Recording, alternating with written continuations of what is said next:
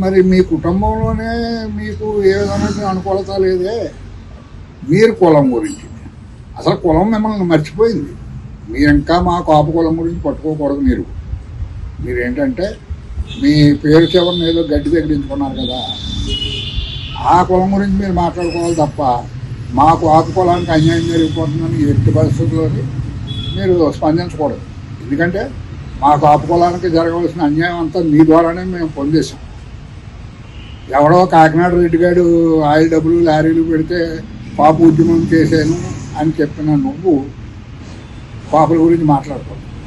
ప్రతి కష్టజీవి కూడా సొంత డబ్బులతో నీ ఉద్యమాల వెనకాల ఉంటే నువ్వు ఎవరో రెడ్డిల దగ్గర డబ్బు పట్టుకొచ్చి ఉద్యమం చేశానని చెప్పడం నీ దిగజారుతనాన్ని ఆనాడే ఈ కమ్యూనిటీ పసిగట్టింది.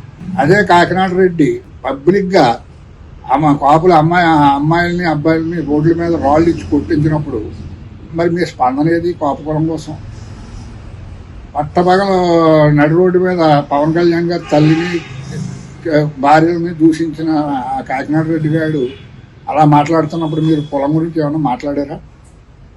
ఏనాడు లేదు మీకు. కానీ మీ తగిలించుకున్నటువంటి గడ్డిగాడి గురించి ఏదన్నా వచ్చేటప్పటికి మీరు బయటలోకి వస్తారా? ఏమిటిది? అసలు మీరు మా